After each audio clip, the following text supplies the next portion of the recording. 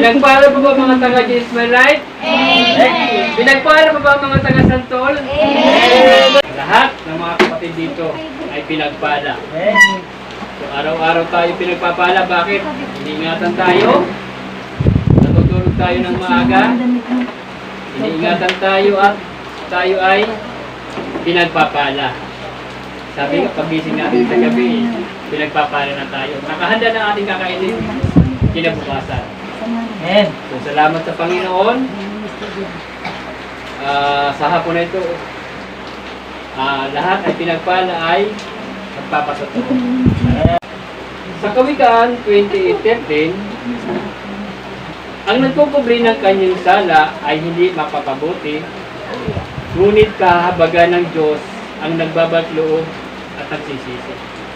So, narito tayo ngayon upang purihin ang Diyos. Tayo nagsisi ating makasalanan. Tayo nagpupuri, nagpapasalamat sa buhay natin. Ang lakas na binigay ng Diyos sa atin ay laging nandyan. Ang pagpapala at himala laging nakakarating. At ang Espiritu ng Diyos, Genesis 2:7, ay lagi kasama natin. Ang Diyos ay nasa kalagitnaan natin. Salamat sa Diyos na ang buhay ng taga Ismailite ay pinagpapala. Lalo ng mga bata, marami tayo ngayon. So, talaga lahat ba talaga ay pinagpala? Salamat sa Panginoon na napakabuti ang Diyos sa buhay natin dahil umuulan ng pagpapala. Sabi nga sa awit 1:39, hindi pa sinasambit ng ating bibig, alam na ng Diyos ang bawat pangangailangan ng bawat mga. So, salamat ngayong hapon. Sino po ang makapagpapatuo dito sa harapan? Nais kong tawagin ating kapatid na si Mama Bila. Tayo magpapasalamat sama ang kanyang apo. Mapagpalang hapon po mga kapatid. Ako'y nagpapasalamat sa Panginoon. Pagkamat may mga akong apat na inalagaan. Pinilit ko pa rin kadalot ang gawain sa Panginoon. Amen. Amen. Kasi kulang natin sunod na Panginoon pag hindi tayo nakadalot pag araw linggo. Itong araw, aling araw na magkaraw, itong naning galitan ng Diyos. Ang pag-itong araw ay para sa Kanya. Ilaan daw po natin. Lagi yung pag-ulit na pagkamat maraming pagkukulang sa ating buhay. Pagamat higianin ka na sa inyo na kami na bali dito sa Northfield. Alam ko may planuhan ko sa Northfield. So alam. Kasi pupunta na lang kami dito. Umihi pa si Lolo. Sabi ko, Lord, ikaw na pong bahala. Sabay ng tatay ko. Kasi wala siyang kasama, makapit ko na sa labas. Sumatiyo ko hindi. Kasi titingnan ko, hindi ko talaga siya pag-iwanan. Kasi kinakapa na lang niya yung pagkain ko kung ano ka. Bakit nihina lang siya sa saluhan pag hindi niya nakita yung karinola niya. Kaya, pagkamas sabi ko, Lord, ano kung ano na-istibig mo sabay ng aking tatay yung Lolo. Siya maganda. Kasi nahirapan na ako, may apat lang ako na alagaan. Tapos, sinabi ko na ito kay Demardi kung bakit napunta ko sa akin. Yung ginunong ko din pabayaan kanila mo. Pagkamat pinabayaan siya ng kanilang ko. Alam ko, kaparanan ko ng Diyos para ma-akin na makita sa Panginoon. Ipagpapasalamat ko ang una. Tutubuhan ko na kasi ito dapat ng Lunes, ito-combine ko. Sabi ng doktor, combine daw kasi umihinga ng paghinga niya, sunod-sunod. Sabi ng mga doktor, ang isang kama, 4-5. Sabi ko nito ng Mujay, pahalan daw, kapasipyo pa. Sabi nila, wala silang pananagutan kung anong mangyari, mahawa man sa masakit. Sabi ko, magsugal ba ito? Sabi ko, kung na lang tayo, may Diyos naman. Naiinit na ako. Sabi ko, nanay, huwag niyo pag walang bala yan, ilipat na ito ng doktor sa Bulacan. Eh, katabi namin doon, bulakan galing, wala na raw bakante kasi puno na. Wala may ubusin ko ng mga bata na mahika. Sabi ko, may Diyos naman. Sabi ko, tara, diretso tayo kay Pastora. Pupunta kasi ka. Di ba? Anong mga kapatid, sabi ni Pastora, anong gamot yan ng Manila? Sabi ko, Calbucillin, nagamoxicillin 1 week na, ito malag. Tapos, yung Sintex sa sipon. Ang sabi ni Pastora, after 3 days, pakiramdaman. Kabiyaya ng Diyos, ang upo niya. Ang proceed namin, yung pinakulang tubig na ni asin. Ang sabi ni Pastora, yung sinaing, tapat doon namin. Alam ko, tubig ng asin. Ano ko yun, tama anak ko kasi. Ito nga naman anak ko, 8. Ginawa ko yan. Pero kabiyaya ng Diyos, magaling talaga ang Diyos sa buhay ng ating Pastora. Amen. Talagang pinagbabalaki dito. Malaki ko yan. May gasto na tayo, may doktor ka. Amen. Talagang, hindi, may tanagin. Sabi mo kung aking ako, sinakataw ko yung magkamot ko dito. Mayas ka dito sa kanas. Kasi pag huminga siya, hirap. Hindi pang katulog. Ilang araw kami kaya sa bawat, di tayo katulog. Kasi nantabayan mo yung magsigayra, magtitinda, nag-aalaga. Kaya sabi ko, parang doon na tayo kapatula magpasinda. Anong tama? Sabi ko po, 3 days lang, kahapon naman po siya. Kabiyaya naman Diyos, tumakimanap ako. Maraming nag-project. Ito po ba, pag 3 days naman, di pa gumaling, antibiotic niya. Nga, talagang salamat sa Diyos kasi ba antibiotic na si Kamay. Apagabuti talaga ang Diyos sa buhay natin. Amen. Ito, pastor ko ng Zambales. Ito, Lord, pag gumaling ako ko, ang dadama ko sa kahit pa ng Amen. talagang hindi ako dinito ng Diyos sa tiyaya tabag niya. Isa pang pagtuturo ko kayo po yung mga kapatid. Mabuhay naman nasama ko kung kailan ba yun. Yung bago ko yung lipat dito. Dito sa nabi. Andun dyan. Mahilig magsabong yun. Salamat talaga sa Diyos sa panalangin natin. Hindi nilipin ko ang panalangin. Hindi siya nasama sa mga isinakay. Kasi pumunta doon yung nanghuli yung may nanghuli doon na pulis. Hindi ay daw. Sabi ni Diyan, isinakay masa bumiro. Wala wag na lang sa Panginoon sa buhay ng anak ko si Dankar. Binigyan ka ng pulutan. Ayun, nagkakaginuman sa bahay namin. Hindi siya sabong. Talagang kamay ng Diyos mo. Napakabuti talaga mo sa ating alam. Kung hindi, wala bang 40 mil. 40 mil daw bawat ulang nahuli doon. Kasi hindi ay nakahuli. Salamat sa Diyos. Tuluyan na ipasasarado sa bunga niya. Lahat ng mundo. Tuluyan na ipasasarado. Tuluyan na mga kabungan. Salamat sa Diyos. Sa Diyos na pagpapuyan. Pagpapagpapat. Tama na niya. Sino po ang nagpapatotoo? Kay Amen.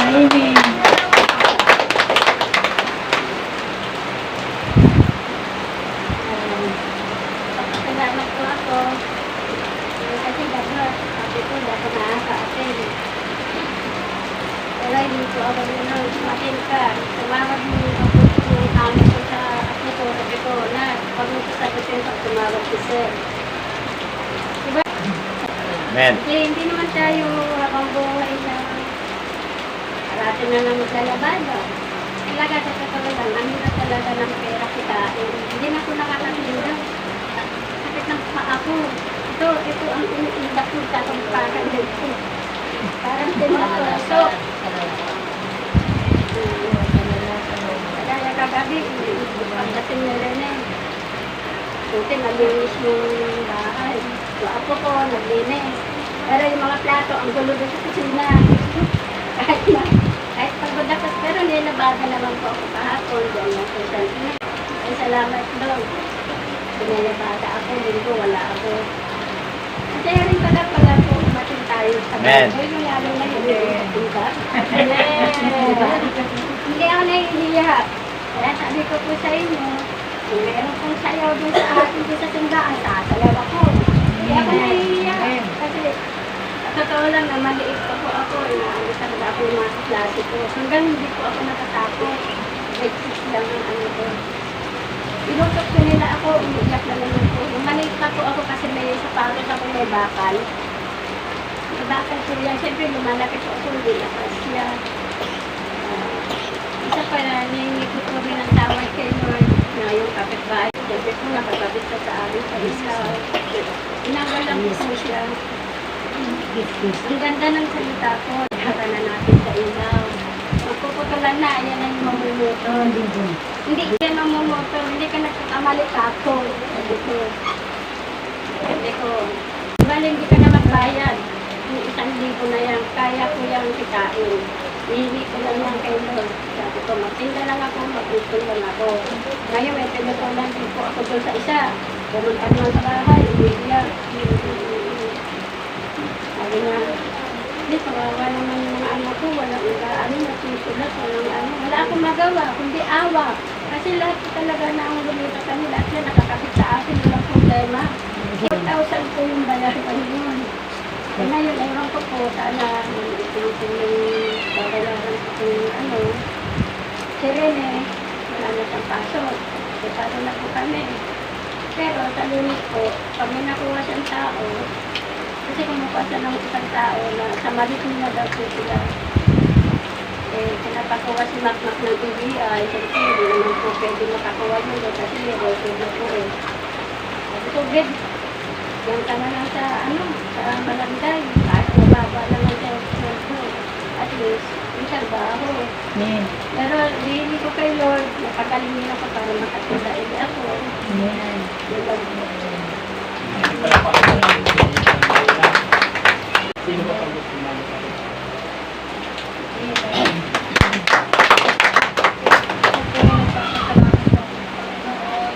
Sa bawat araw ng buhay, sa biyaya. Salamat sa Panginoon sa pag-ubay mo sa amin sa araw-araw.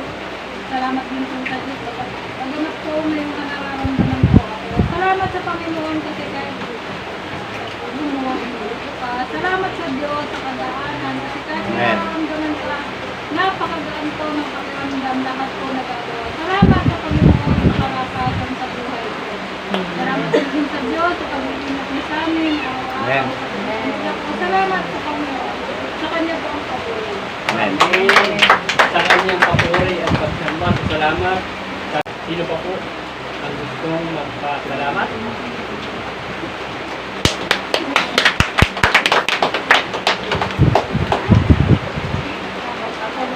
Nagpapasalamat po ako sa Lord sa araw-araw na pag-iingat ng Diyos at pagbabay sa bawat pag-alis ko namin.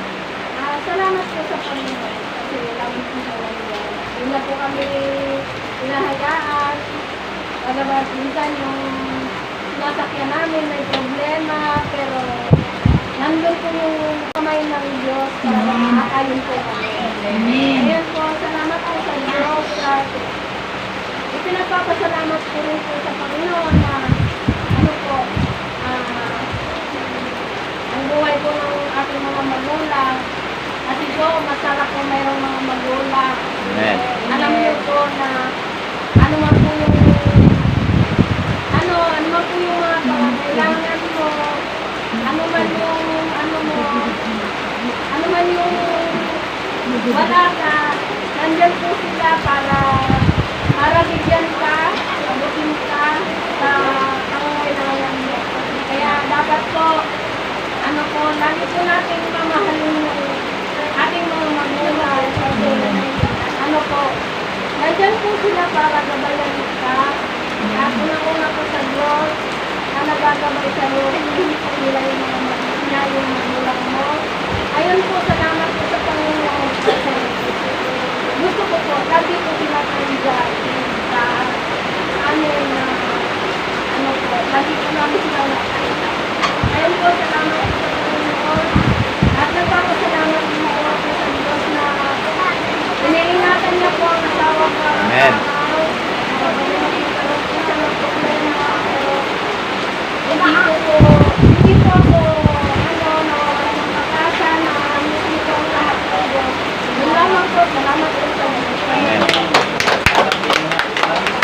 tayo mawala ng pag-asa sa buhay natin.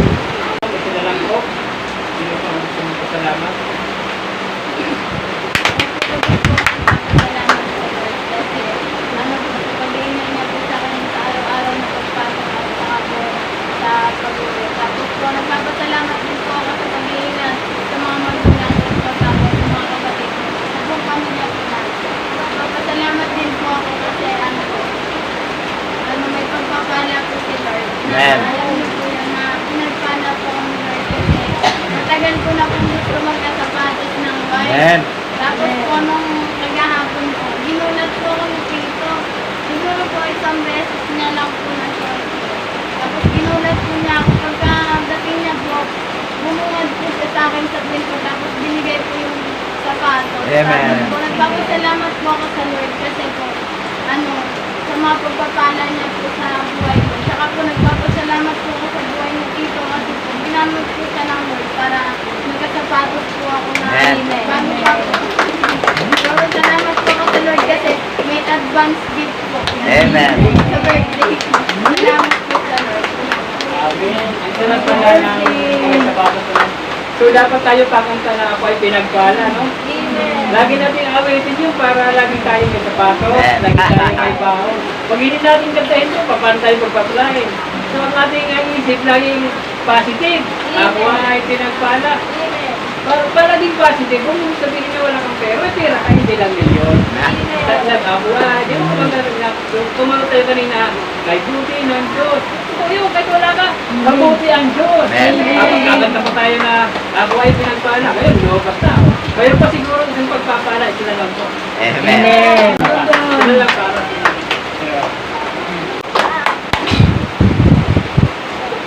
Salamat kami sa Panginoon. Binigyan kami ng biyaya sa araw-araw. Amen.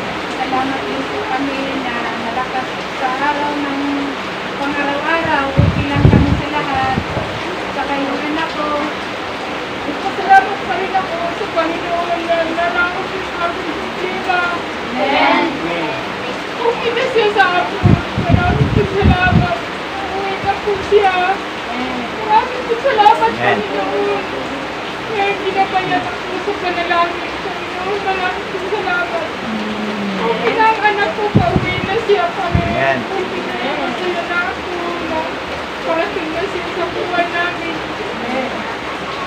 Salamat po rin ako po, Panginoon, na maganda rin ang kabuhayan namin na araw-araw nabibigyan kami ng biyaya.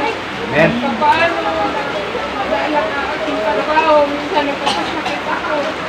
Pero binigyan pa rin ako ng lakas sa Panginoon sa panalangin. Amen. Maraming pong salamat, Panginoon, na naging okay ang aking katawan. Maraming pong salamat, Panginoon, yung aking apo nagkasakit pero naging okay siya. Amen. Maling siya sa aking pagdadasal. Maraming pong salamat, Panginoon, sa pagkagaling niya. Hindi rin ako na problema. Pinainom ko siya ng gamot. Naging okay na siya. Yun lang po. Sumabuti ang Diyos, sabi nga sa Pilipos 4:6. Lagi tayong magalak sa Panginoon. Ano mang ating kalagayan, wala man tayong pera. Ang pera, masaya kung may pera. Pero walang pera, masaya ka. Bakit? Hindi ang pera nagpapasaya ng tao. Ang nagpapasaya ng tao, masaya ka, tumatawa ka, nagpupuri ka, nagpapasalamat sa Diyos. Yung ating kalusugan, kayamanan yan. Yung ating pang-araw-araw na lakas, kayamanan yan. Yung ating paningin, kayamanan yan. Yung ating pandinig, kayamanan yan. Yung ating pag-alis at pagpuri, pagtawag sa Diyos, kayamanan yan. Ang tunay nating kayamanan ay ang Diyos mismo. Amen.